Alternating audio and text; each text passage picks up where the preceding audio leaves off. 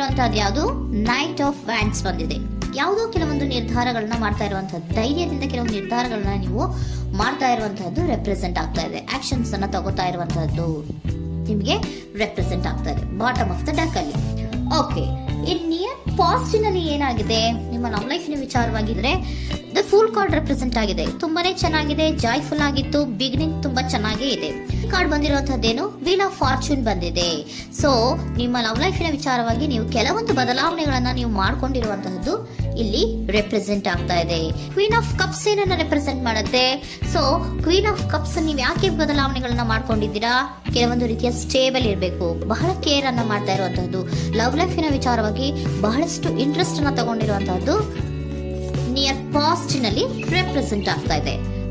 Okay, ಎಟ್ ಪ್ರೆಸೆಂಟಿನಲ್ಲಿ ಯಾಕೋ ನಿಮ್ಮಲ್ಲಿ 2 options ಗಳಿರುವಂತಹದ್ದು represent ಆಗ್ತಾ ಇದೆ.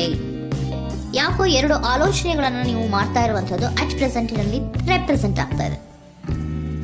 2 ಆಯ್ಕೆಗಳು ನಿಮ್ಮಲ್ಲಿ ಇರುವಂತಹದ್ದು, 2 ಆಲೋಚನೆಗಳನ್ನ ಮಾಡ್ತಾ ಇರುವಂತಹದ್ದು, ಏನೋ ಒಂದು ರೀತಿಯ ಕನ್ಫ್ಯೂಷನ್ಸ್ ಅಲ್ಲಿ ಇರುವಂತಹದ್ದು ನಿಮ್ಮ ಲವ್ ಲೈಫ್ ನ ವಿಚಾರವಾಗಿ ರೆಪ್ರೆಸೆಂಟ್ ಆಗ್ತಾ ಇದೆ.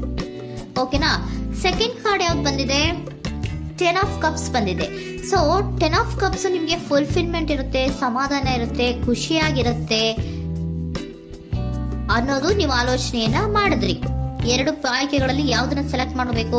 ಸೆಲೆಕ್ಟ್ ಅನ್ನ ಮಾಡ್ಕೊಂಡ್ರೆ ನನಗೆ ಖುಷಿಯಾಗಿರುತ್ತೆ, ಸಮಾಧಾನ ಆಗುತ್ತೆ ಅನ್ನೋಂತ ಯೋಚನೆಯನ್ನ ಒಂದು ಸಾರಿ ಮಾಡಿದ್ರೆ, ಇದರ ಮತ್ತೊಂದು ಸಾರಿ ನೀವ್ ಏನ್ ಅನ್ಕೋತೀರಾ?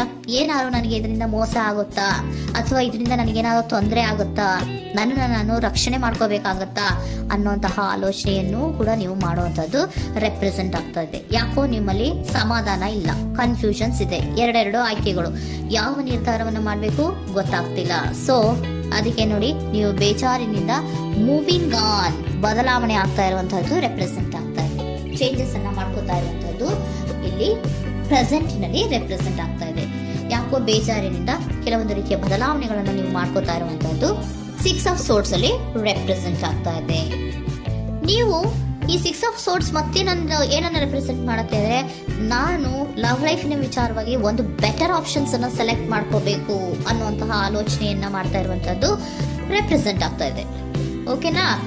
ನೀವೇನಂದ್ರೆ ಅಟ್ ಪ್ರೆಸೆಂಟಿನಲ್ಲಿ ನಿಮ್ಮ ಲವ್ ಲೈಫಿನ ವಿಚಾರವಾಗಿ ಬೆಟರ್ ಆಪ್ಷನ್ ಬಗ್ಗೆ ಯೋಚನೆಯನ್ನ ಮಾಡ್ತಾ ಇರುವಂತಹದ್ದು, ಅದರ ಬಗ್ಗೆ ಸ್ವಲ್ಪ ಕನ್ಫ್ಯೂಷನ್ ಅಲ್ಲಿ ಇರುವಂತಹದ್ದು ಅಟ್ ಪ್ರೆಸೆಂಟಿನಲ್ಲಿ ರೆಪ್ರೆಸೆಂಟ್ ಆಗ್ತಾ ಇದೆ.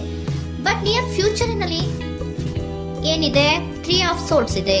ಕೆಲವೊಂದು ರೀತಿಯ ಬೇಜಾರುಗಳಿರುವಂತಹದ್ದು, ನೋವುಗಳಿರುವಂತಹದ್ದು, ಕೆಲವೊಬ್ರು ಅಳ್ತಾ ಇರುವಂತಹದ್ದು, ಭಾವನಾತ್ಮಕವಾಗಿ ತುಂಬಾ ಫೀಲ್ ಅನ್ನು ಮಾಡ್ತಾ ಇರುವಂತಹದ್ದು ನಿಮ್ಗೆ ರೆಪ್ರೆಸೆಂಟ್ ಆಗ್ತಾ ಇದೆ. ಯಾಕೆ ನಿಮಗೆ ಆ ತರ ಆಗತ್ತೆ ಅಂತ ಅಂದ್ರೆ, ಡೆವಿಲ್ ಕಾರ್ಡ್ ರೆಪ್ರೆಸೆಂಟ್ ಆಗಿದೆ. ಸೊ ಡೆವಿಲ್ ಕಾರ್ಡ್ ಏನನ್ನ ಹೇಳುತ್ತೆ? ಅಡಿಕ್ಷನ್ಸ್ ಅನ್ನ ಹೇಳುತ್ತೆ. ತುಂಬಾ ಯೋಚನೆಯನ್ನ ಮಾಡುವಂತಹದ್ದು, ಮೇಲಿಂದ ಮೇಲೆ ನೀವು ಒಂದನ್ನೇ ನೀವು ಯೋಚನೆ ಮಾಡ್ತಾ ಇದ್ರೆ ನಿಮ್ಗೆ ಅಲ್ಲಾಗುವಂತದ್ದೇನು? ನೋವುಗಳೇ ಅಲ್ಲಾಗುವಂತಹದ್ದು. ಸೊ ಯಾತಕ್ಕೆ ಅಂದ್ರೆ ನಿಮ್ಮಿಬ್ಬರ ಮಧ್ಯೆ ಕೆಲವೊಂದು ರೀತಿಯ ಘರ್ಷಣೆಗಳಿರುವಂತಹದ್ದು ರೆಪ್ರೆಸೆಂಟ್ ಆಗ್ತಾ ಇದೆ. ಕೆಲವೊಂದು ರೀತಿಯ ಮನಸ್ಸು ಒಂದೇ ತರ ಆಲೋಚನೆಯನ್ನ ಮಾಡ್ತಾ ಇಲ್ಲ. ಒಂದ್ಸರಿ ಆ ತರ ಯೋಚನೆ ಮಾಡ್ತೀರಾ, ಒಂದ್ಸರಿ ಈ ತರ ಯೋಚನೆ ಮಾಡ್ತೀರಾ, ಕನ್ಫ್ಯೂಷನ್ ಅಲ್ಲಿ ಇರ್ತೀರಾ, ಏನ್ ಮಾಡ್ಬೇಕು ಗೊತ್ತಾಗಲ್ಲ. ಸೊ ಅದಕ್ಕೆ ನಿಮ್ಗೆ ಬೇಜಾರು, ನೋವು ಇರೋಂಥದ್ದು. ಮತ್ತೆ ನೆಕ್ಸ್ಟ್ ಕಾರ್ಡ್ ಬಂದಿರುವಂತದ್ದೇನು? 5 ಆಫ್ ಪ್ಯಾಂಟಿಕಲ್ಸ್ ಬಂದಿದೆ. ಸೊ 5 ಆಫ್ ಪ್ಯಾಂಟಿಕಲ್ಸ್ ಏನು? ತುಂಬಾ ಇದು ಕೂಡ ತುಂಬಾ ಬೇಜಾರಿನಲ್ಲೇ ಇರುವಂತಹದ್ದು, ಫೀಲಿಂಗ್ ಲೆಫ್ಟ್ ಔಟ್ ಆಗ್ತಾ ಇರುವಂತಹದ್ದು, ರೀತಿಯ ಒಂದು ಬ್ಯಾಡ್ ಸಿಚುಯೇಷನ್ ಅಲ್ಲಿ ಇರುವಂತಹದ್ದು, ಅಂದ್ರೆ ಯಾವಾಗ್ಲೂ ನೋವು ಪಡ್ತಾ ಇರುವಂತಹದ್ದು, ಯಾವಾಗ್ಲೂ ಯೋಚನೆ ಮಾಡ್ತಾ ಇರುವಂತಹದ್ದು ಇಮಿಡಿಯೇಟ್ ಫ್ಯೂಚರಿನಲ್ಲಿ ಈ ರೀತಿ ರೆಪ್ರೆಸೆಂಟ್ ಓಕೆನಾ? ಸೊ ದ ಮೂನ್ ಕಾರ್ಡ್ ಏನನ್ನ ರೆಪ್ರೆಸೆಂಟ್ ಮಾಡುತ್ತೆ ಅಂದ್ರೆ, ರಿಯಾಲಿಟಿಯ ಕಡೆಗೆ ಹೆಚ್ಚು ಗಮನ ಕೊಡದೇ ಇರುವಂತಹದನ್ನ ರೆಪ್ರೆಸೆಂಟ್ ಮಾಡುತ್ತೆ. ಓಕೆನಾ? ಇದಿಷ್ಟು ನಿಮ್ಮ ಒಂದಿನ love reading. Next angel guidance ನಿಮ್ಗೆ ಏನ್ ಕೊಡ್ತಾರೆ ಅನ್ನೋದನ್ನ ನೋಡೋಣ. ನೋ ಅನ್ನೋಂತ ಆನ್ಸರ್ ಅನ್ನ ಕೊಡ್ತಾ ಇದ್ದಾರೆ. So no, not the right time. ನೀವೇನು ಕೂಡ ಈ ಕನ್ಫ್ಯೂಷನ್ ಅಲ್ಲಿ ಇದ್ದಾಗ ಯಾವುದೇ ರೀತಿಯ ಡಿಸಿಷನ್ಸ್ ನ ಮಾಡೋದಕ್ಕೆ ಇದು ಕರೆಕ್ಟ್ ಆಗಿರುವಂತಹ ಟೈಮು ಅಲ್ಲ. Perfect timing. So perfect timing ಅನ್ನ ಬಂದಾಗ ನೀವು ಕೆಲವೊಂದು ರೀತಿಯ ಡಿಸಿಷನ್ಸ್ ಅನ್ನ ಮಾಡ್ಬೇಕಾಗತ್ತೆ. ಯಾವಾಗ ಅಂದ್ರೆ ನೀವು ಮನಸ್ಥಿತಿಯನ್ನ ನೀಟಾಗಿ ಇಟ್ಕೊಂಡಾಗ, ಕೆಲವೊಂದು ರೀತಿಯ ಕನ್ಫ್ಯೂಷನ್ಸ್ ಇಂದ ನೀವು ಆಚೆ ಬಂದಾಗ, ಯಾವಾಗ ನೀವು ಕ್ಲಿಯರ್ ಥಿಂಕಿಂಗ್ ಅನ್ನ ಮಾಡ್ತೀರಾ ಅದು ಪರ್ಫೆಕ್ಟ್ ಟೈಮಿಂಗ್. ಸೊ ಆಗ ನಿಮ್ಗೆ ಕೆಲವೊಂದು ರೀತಿಯ ಫರ್ಗಿವ್ನೆಸ್ ಅನ್ನೋದು ಇರುತ್ತೆ ಅನ್ನೋದನ್ನ ಏಂಜಲ್ ಗೈಡೆನ್ಸ್ ನಿಮ್ಗೆ ಹೇಳ್ತಾ ಇದ್ದಾರೆ. ಸೊ ಹಾಗಿದ್ರೆ ಸರೆಂಡರ್ ಕಾರ್ಡ್ಗಳು ನಿಮ್ಗೆ ಏನ್ ಹೇಳ್ತಾರೆ ಅನ್ನೋದನ್ನ ನೋಡೋಣ. Surrender to your soul path. Your life journey has been perfectly designed for your soul growth. Embrace every lesson and every moment. ನಮ್ಮ ಜೀವನದಲ್ಲಿ ಬರುವಂತಹ ಎಲ್ಲಾ ಕೆಲವೊಂದು ಮೂಮೆಂಟ್ಗಳನ್ನ ನಾವು ಪರ್ಫೆಕ್ಟ್ ಆಗಿ ದೇವರು ಡಿಸೈನ್ ಮಾಡಿರ್ತಾರೆ. ಅದಂದ್ರೆ ನಮ್ಮ ಲೈಫಿನಲ್ಲಿ ಏನೇನ್ ಆಗ್ಬೇಕು ಅನ್ನೋದನ್ನ ಮುಂಚೆ ದೇವರು ಬರ್ದಿರ್ತಾರೆ.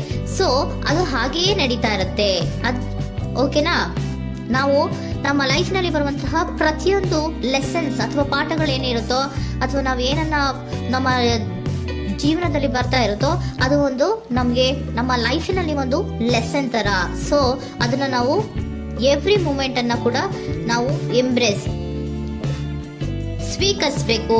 ಯಾವಾಗ್ಲೂ ಕೂಡ ಅದನ್ನ ಸ್ವೀಕರಿಸಿಕೊಂಡು ಮುಂದೆ ಮುಂದೆ ಹೋಗ್ತಾ ಇರಬೇಕು. ಪ್ರತಿ ನಿಮಿಷವೂ ಕೂಡ ಒಂದೊಂದು ರೀತಿಯ ನಮಗೆ ಪಾಠ ಇದ್ದ ಹಾಗೆ ಅಂತ ಹೇಳ್ತಾ ಇದ್ದಾರೆ.